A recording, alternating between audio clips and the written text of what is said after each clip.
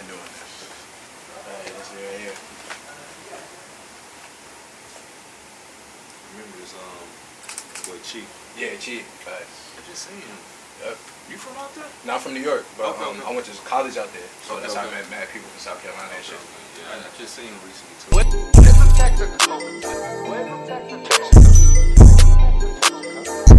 What's up, everybody? It's Tee Becoate and Diamond Media. Today we're here with a legend in the producing game and the hip hop game, Sonny Digital. Let's go, man. What's up, Sonny? Appreciate you for sitting with us, man. I appreciate you. Okay, what's up? You're in New York City, man. How's it feel? I know you've probably been in New York plenty of times before, right?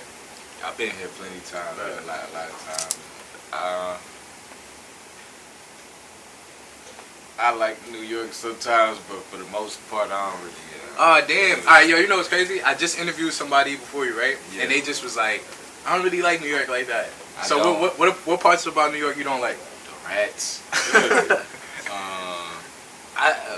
Real, like for real, I just feel like people just be like kind of mad up here all the time. You Right. know what I'm saying? Like just a heavy attitude. You know what I'm saying? But I don't know. I mean, I'm from the South. I ain't gonna say we not as aggressive, but like we not like, you know, we got hospitality though. We gon' respect and everything though. Right. But like y'all type of respect up here is different though. Y'all got like hardcore respect. Like a nigga might be like fuck you, then he might be like fuck you back. Then he be like I respect you type shit though.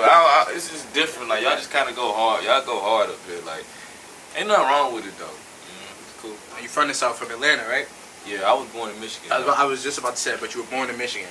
Yeah, What part of Michigan were you born in? Saginaw. Saginaw, and that's Yeah. close to like Flint and Detroit, right?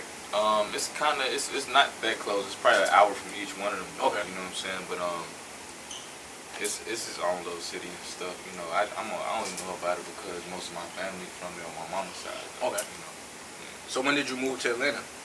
as a baby. So you really from Atlanta, just born in Michigan. Yeah, you know, like I said, my mom was from there though. So Okay. imagine, you know, she pregnant in her 20s and stuff. Right. She wanted to go back home to her family and stuff. And when she had a baby, she went back to Atlanta. All right. So I know Atlanta has like different parts of the city, like different zones and all that. What part of Atlanta are you from? I'm not gonna lie, like I had to when I got older, I had to ask my older brother. I was like, 'cause I got an older brother that's like about 10, 12 years older than me. Okay. And he was with our mom like as we was moving around. You know, Okay. So you moved around a lot. Moved around a lot though. 'Cause like I said, I came from Michigan. We Right. moved from up there to Atlanta. My older brother, my brother that's older than me, I got one that's older than me, and I got one that's like 10 years older than me. My one that's older than me, he's actually from Atlanta though. So Okay. that, you know, she had already been in Atlanta. My oldest brother, he from Michigan, so my mom already been kind of moving back and forth the whole time she was having kids and stuff. So like when we went down to Atlanta, we was literally moving living like everywhere around Atlanta, like, you know. But the only side that we didn't stay on was like the south side, you know. But like the two sides that I really like kind of grew up in was on the north side. I spent time out there, and then actually in the actual city of Atlanta too. Okay. You know what I'm saying? We stayed in Atlanta for like a hefty part, all the way up until like right now I'm still in Atlanta. You know what I'm saying? So like a hefty part of my life, I was like really in the dead center of Atlanta. But like a lot of my friends was in Gwinnett though, 'cause that's where I was at before I had got to Atlanta though, like a couple years before. And so I started high school there. You know what I'm saying? So I didn't want to move the schools, and I didn't want to move schools when I had moved to the city though. So my mom would be driving us from the city to go to the school out there till they got caught up, and you know they figured out what was going on, and they tried to send me back to the school I was in my Because district. the schools down here goes by like that. You can't just go to school anywhere. Can't Like go in to New York, you could live in the Bronx and go to school in like Brooklyn, but it's different. I didn't know that. So if Yeah. somebody take you there, if you get there, you can go there. Because you can take public transport. You can just go anywhere, public transportation. Okay. Yeah, But no, it's not like that. It's like it's on some like whatever district you live in, that's the school that you got to go to. You Okay. know? So like you know it just became hectic though. We had to get addresses and stuff, and like I got to a point I was like, man, I'm cool. And they tried to put me in an alternative school. When I actually went to the school in the city and stuff, cause it was like my last year, and it was like I was just missing so much school. I was late so much because we was driving from the city back to Gwinnett, like, you know what I'm saying, I'd be late, and so, you know, that they was like, I don't know, that when they seen it, when I tried to transfer, it's like, we're gonna send you to the alternative school, which is Crim. And I was like, man, I'm not a bad kid. Like, you know what I'm saying? So I'm like, after that, I was like, I'm just gonna just drop out and just get my GED. Me and my mom agreed on that. Then that's what I did. So you dropped out, got the GED, but you said mom was cool with it. And we had a mutual decision. You know what I'm saying? Because it started to become like too much, and it was like if I wanted to go to school out there in Gwinnett and shit, we needed an address. You know, it was easier for me to go to school in the city. I was always trying to make it easy for my mom, so it was like I go to school in the city. So, but when they was trying to send me to Crim, I'm like, man, I'm not about to go to Crim with all the kids that's probably gonna be criminals and shit though. You know what I'm saying? That's so, how was it like at alternative school? Because like you said, you didn't go at all. I didn't go. Once they said I got to go there, me and my mom was like, man, nah, you not even. Like, I'm not that type of a kid that had to be going there though. Like, I was already in tune to making music and stuff though. Like, I knew that school wasn't gonna like really like define what I was gonna do in my life. You know what I'm saying? So it was like, why would I put myself over there? I'm in my last year of high school. You know what I'm saying? Me and my mom, we just came over with a mutual agreement that I just get my GED, and I just did it as soon as I dropped out.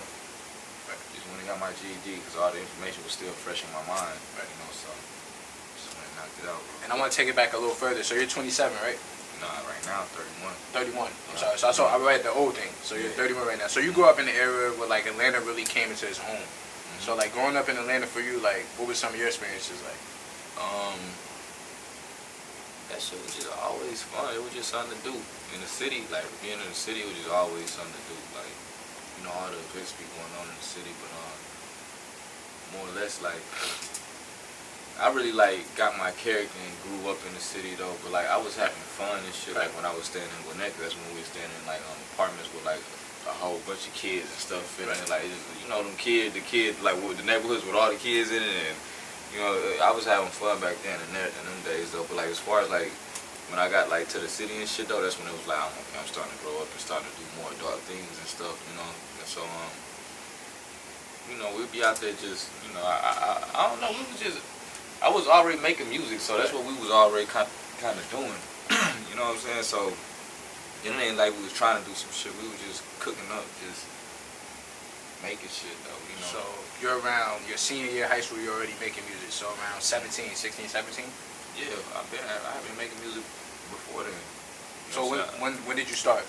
Like 6th grade. 6th grade. You were making beats or were you rapping at this time? Nah, I was just making. Well, I was making beats at the time though. I wasn't like pushing to be a rapper though. I was trying to be no rapper and stuff at the time. Like just making beats. It was just like, you know, I was a child just trying to find a hobby.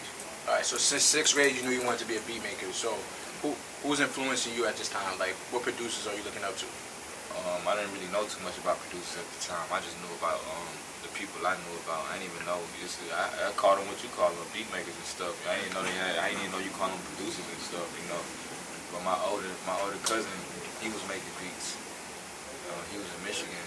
My uncle had showed me the beats he was making, and I just kind of like, maybe want to try it. And I seen the program, and I just, you know, I was like, try it out. I seen him use it. I was like, dang, he make a fire on here. I can do it too. You know?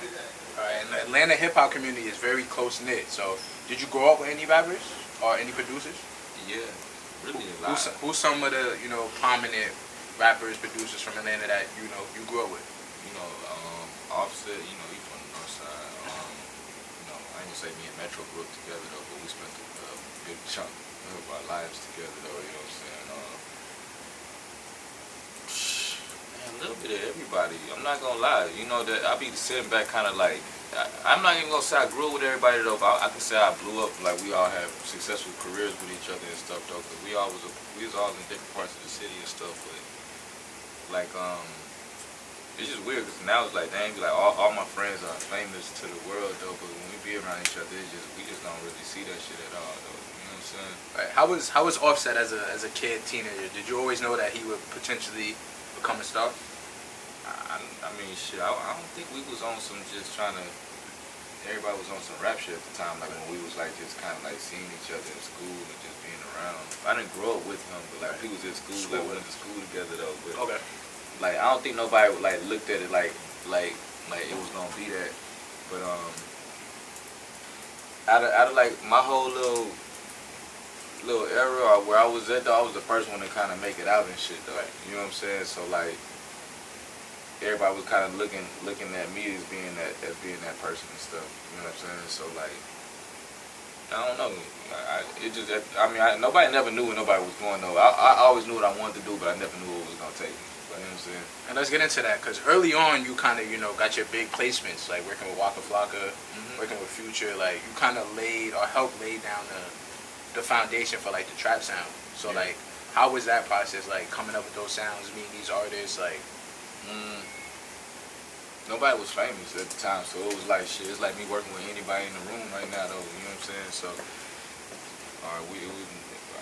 it was just everybody was just trying to get it up out the mud and make themselves into something though. But even when we was doing what we was doing, it wasn't like, oh, we doing this, we trying to change the culture or anything. Like we wasn't like at that though. We was just solely just kind of.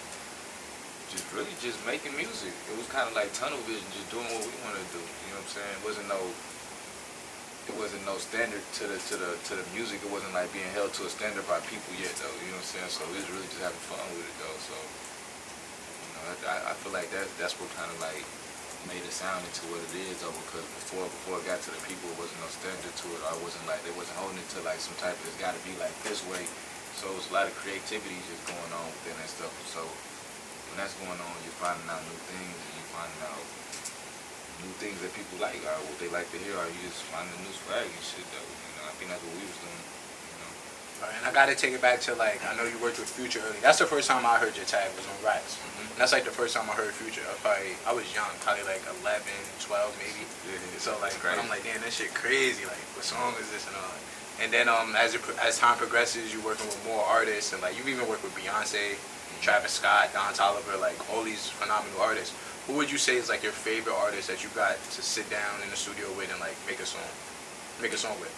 Me and Don, we was going crazy. Don Toliver? Me and Don was going crazy. Okay. We do songs so quick. He do songs quick. I make the beat. He talented, you know. Right. I have fun with Travis too, because with Travis, I like the whole Cactus Jack.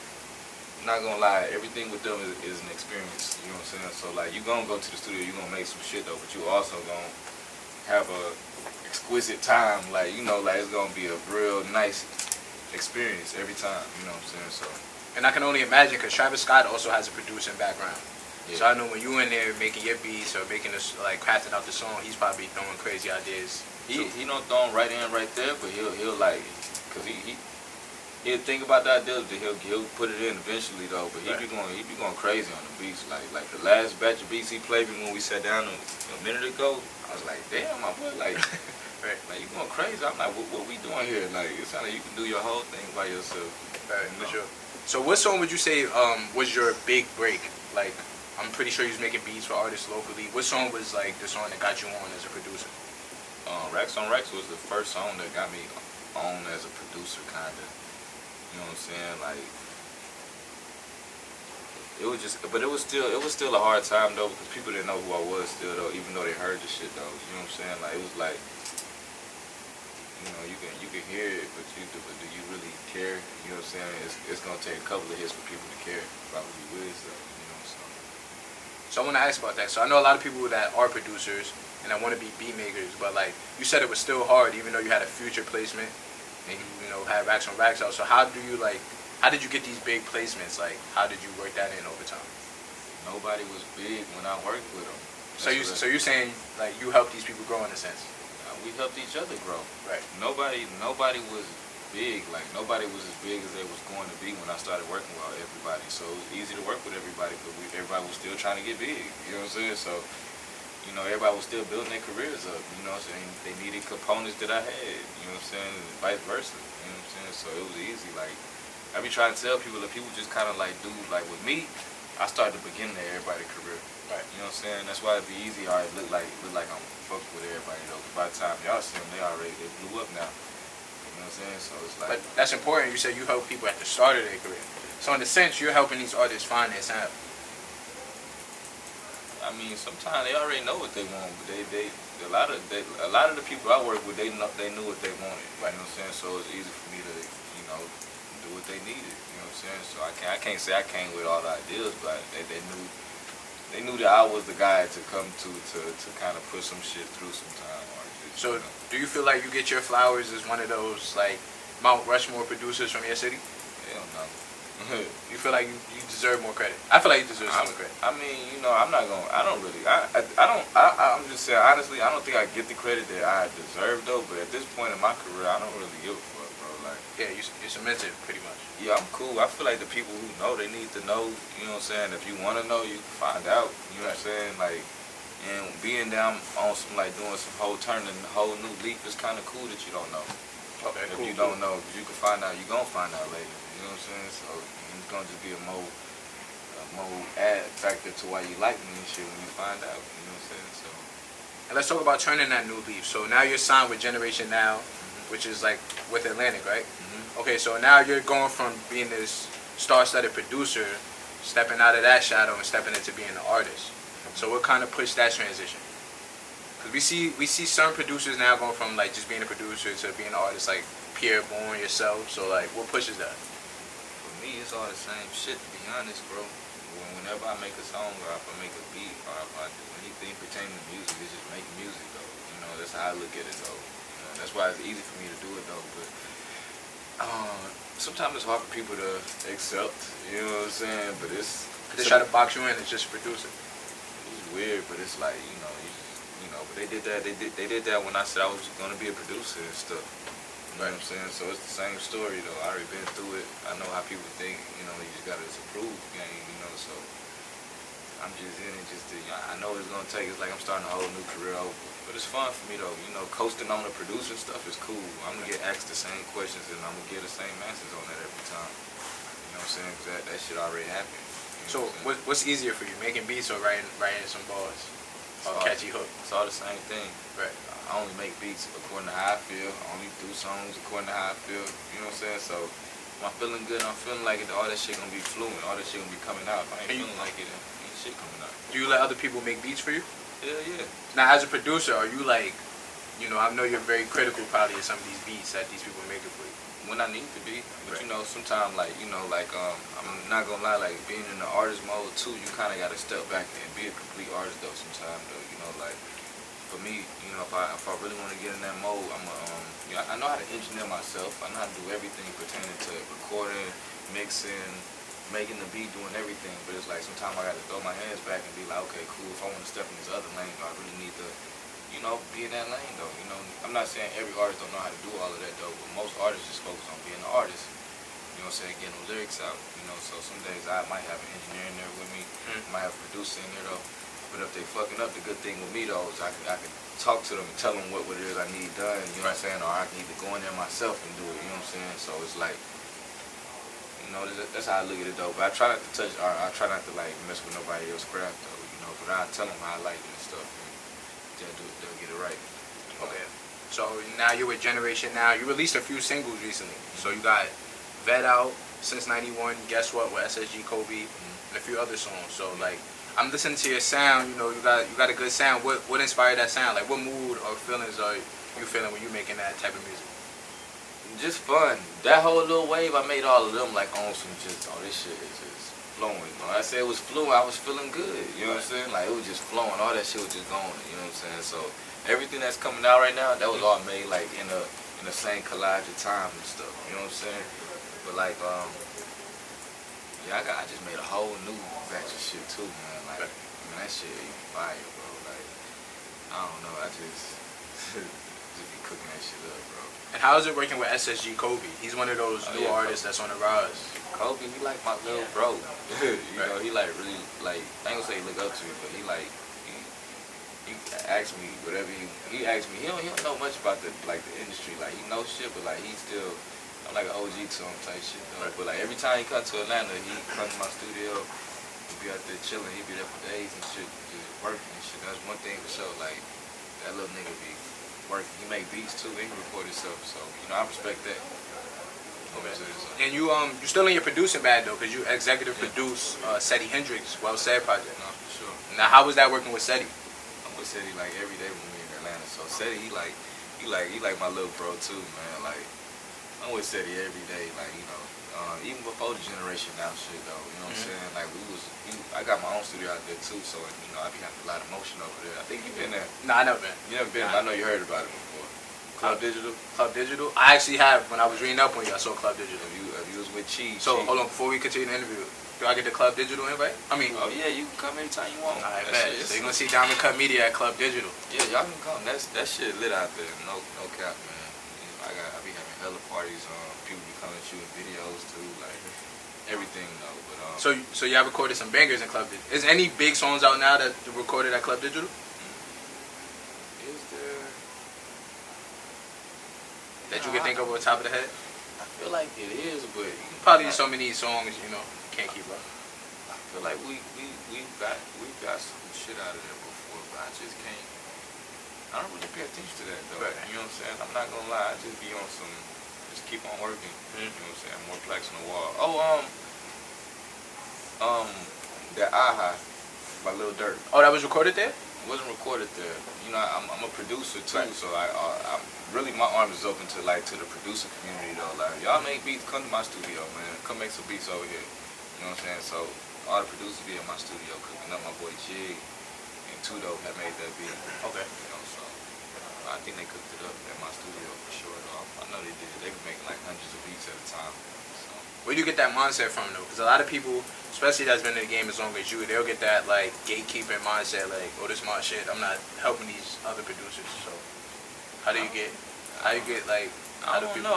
What the hell is gatekeeping for real? Like, gatekeeping is really like, all right, you in a position, and it's like other people can get there, but you're making it way harder than it needs to be for those people to get access to what they need. Instead of just opening up the gates per se. I mean, helping them come through. I think I feel like gatekeeping. If that's the definition of it, I feel like that. Hope I said that right. I feel like that's it sounds like a sucker. Some hating shit, pretty much. No, not gatekeeping, but like the definition of it sounds like some sucker shit.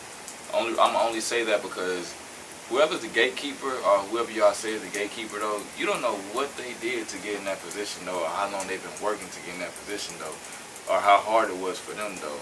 You know what I'm saying? Like, man, that's like, like gatekeeping would be like, dang bro, you got a car. Man, let me get your car because you got a car, man. Like, you know what I'm saying? Just because you got it. I don't know what you did for it, though. You know what I'm saying? But it's like, dawg, or let me get a ride in your car. Right. And you be like, nah, this my car. Like, you know what I'm saying? Like you, but you look, the other person looking at it like, you got it so easily. Like, why can't you just do this for me, though? But I feel like people just got to respect, like, people's grind and shit, though. You know what I'm saying? And, like, I feel like the person, whoever made up the gatekeeping term was a person who hasn't grinded and stuff, though. Because I don't think people are gatekeeping, though. But it's like, man, if you work so hard for something, it's hard to just give it away sometimes to somebody, though. You know what I'm saying? But, like, I don't know. I won't call it gatekeeping, though. Some people. So you would say gatekeeping in like the music industry is a myth? At least for your. To me, gatekeeping is a term that's for somebody who ain't made it yet. Okay. Or who ain't on that path and stuff making it. You know what I'm saying? I don't look at nobody as a gatekeeper though. This person, nobody gonna stop me from where I'm going. No physical human.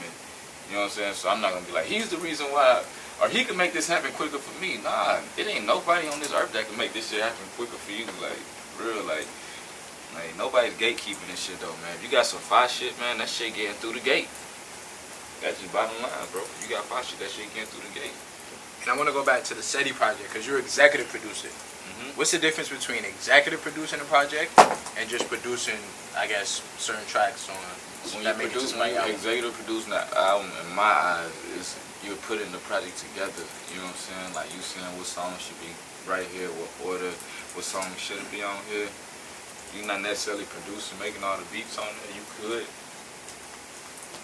But it's really just, to me, producing is like producing the album, like just putting it together, making sure like all the right songs is on there. You know what I'm saying? All the right feelings are getting hit. But to me, it's easier. It's easier for me though, because I feel like for me, people just they really appreciate my opinion, or they really take that into consideration. So like it'd be easy for me to like executive produce an album. Way easier to executive produce than actually physically sit down and produce an album. So you're saying executive producer has different meanings for different people? Because you see like let's say James Harden, right? Was it? Didn't he executive produce? I don't know. Oh, I think I seen Baby and Dirk album, but we know he's not making beats. Nah, so But he's like, probably helping. yeah, it probably, you know, like, so you gotta respect the ear though. You know what I'm saying? Like, he is somebody that will influence a lot of people. That something is good. You know what I'm saying? Or a lot of these people are though. You know what I'm saying? But when it all boils down, people that when they say executive producing and stuff, and if they're not a producer, they're basically probably the person that's helping this person put it together. Like, you know what I'm saying? Like this record fire. Whoever they consult with is somebody who they trust their opinion with. You know what I'm saying? So it's like you give them that credit. You know what I'm saying? Like that's what I feel like that is though. But executive producing still could be you being a producer that's producing everything on it. You know what I'm saying? That'll be some executive producer like real shit though. You know what I'm saying? But most of the time it's not that. You know? I would say, what is a more gratifying feeling for you? Executive producing a project that's well received, or landing that big placement on like a big album?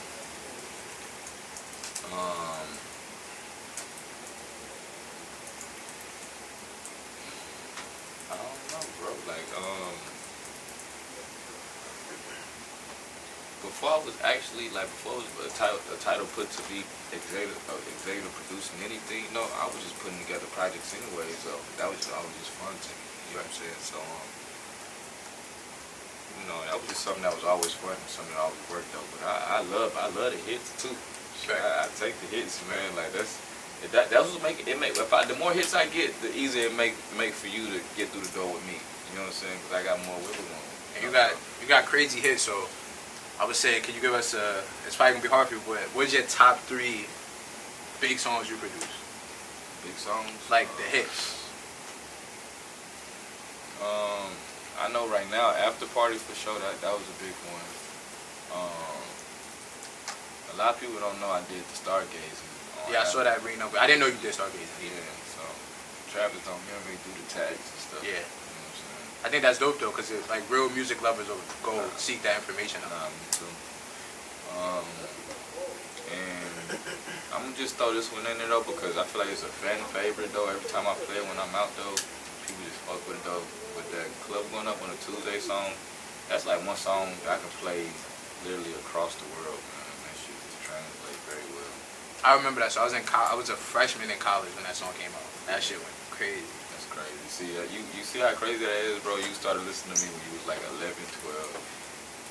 Halfway through my not producing, well, I ain't gonna say halfway through my career, but like through my career, like you was still listening to me all the way up into college, my boy. Like I was holding it down for people, man. I remember the early RP Dolph. They had the early SoundCloud tapes. You had some shit on there. I remember I've been seeing you grind for a minute. I didn't know you did the stuff with Travis, and I never knew you worked with Beyonce. That's pretty crazy.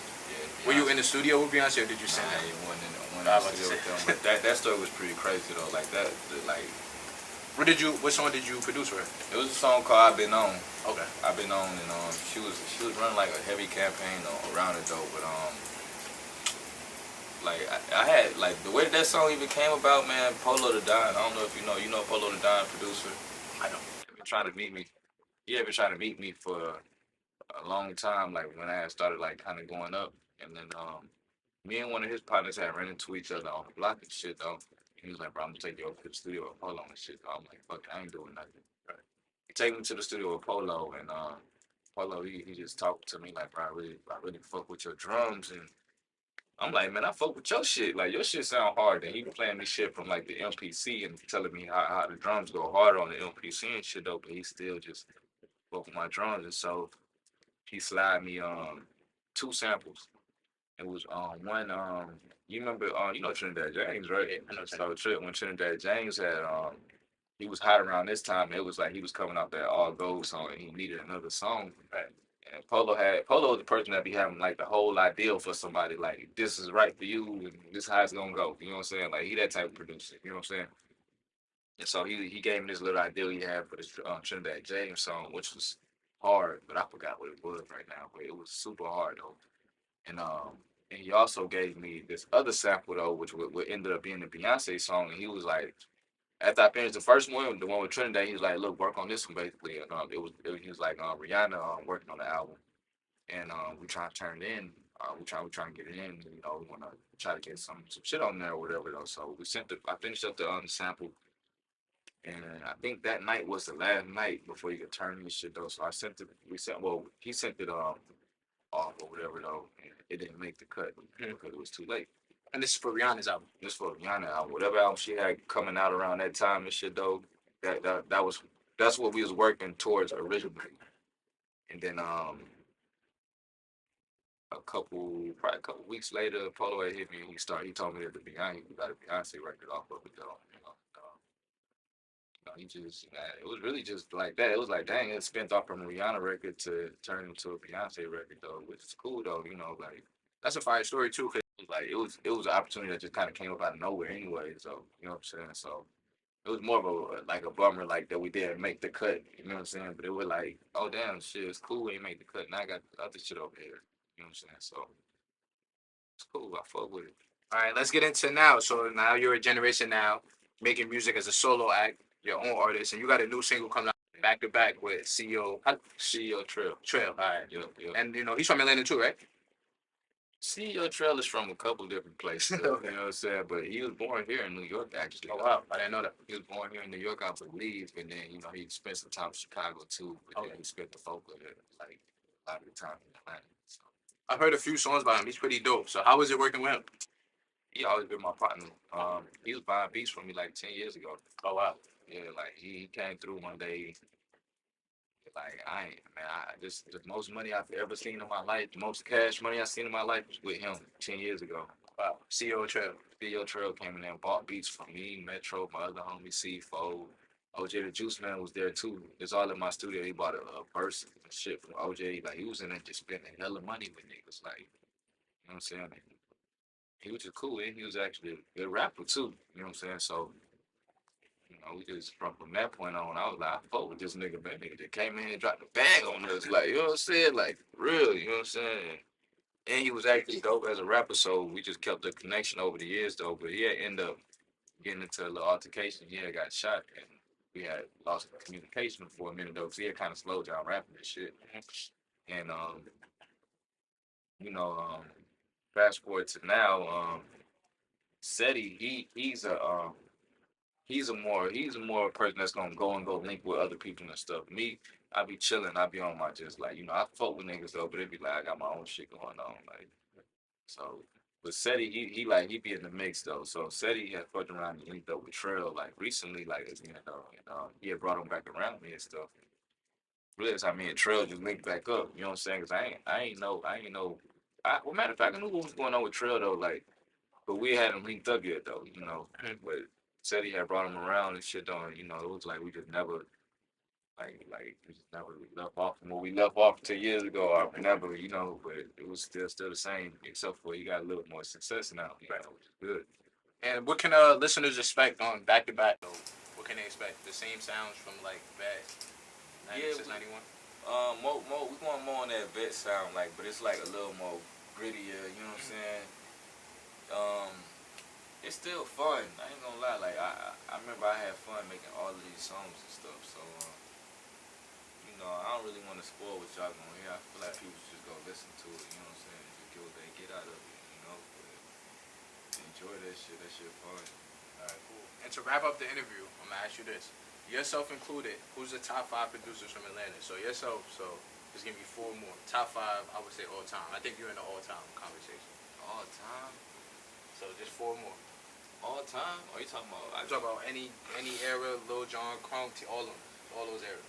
To now, like yourself included. So you got 4 more. All time, see, I gotta go with the bros and shit though, man. Shit, I might have to take myself out, but I'm there, but I'm probably gonna give you some names. But I'm gonna get Metro. Even he's from St. Louis though, but he's Atlanta. Yeah, yes. Southside. Spins.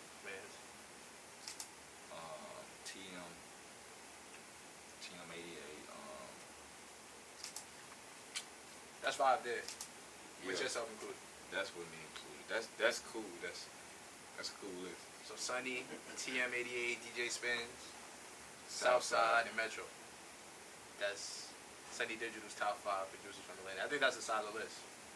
Yeah, I'm just trying to make sure I can get to nobody. I hate doing these Cause I feel like it's a lot of us, man. We all contributed to this shit though. But you know, that was just my little clique of niggas that I came up with and shit though. So that's why I look at us like I look at all of us differently though. You know what I'm saying? Cause we did something, you know. So For sure. And then you know, those guys that you named, you know, y'all kind of like set the framework. So is there younger producers that you got your eyes on out the city that's kind of, you know, doing the same thing y'all were doing? I don't know if they. Yeah, no, man, I take that back. ATL Jacob going crazy. Right. ATL Jacob, he like really going crazy. Pyrex going crazy. Chase the Money.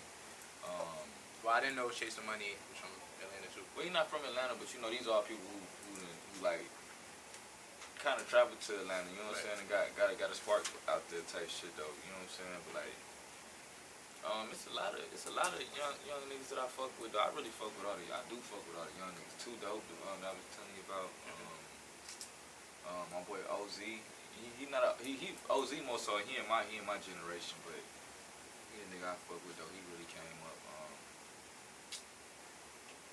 Lex, I still fuck with Lex Luger, man.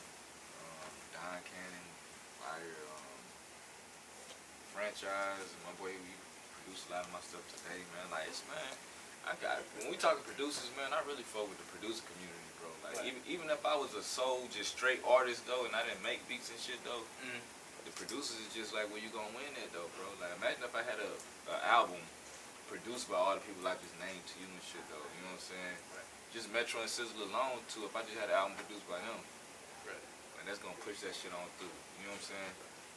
But you know, I just see it. Alright, well, definitely want to thank you for taking your time out to sit with Diamond Cut Media today. Definitely was a great interview. Let the people know where they can find you and follow you. Everything Sonny Digital, SONNYDIGITAL. Everything that. Let's get it, man. Alright, signing out with Diamond Cut Media.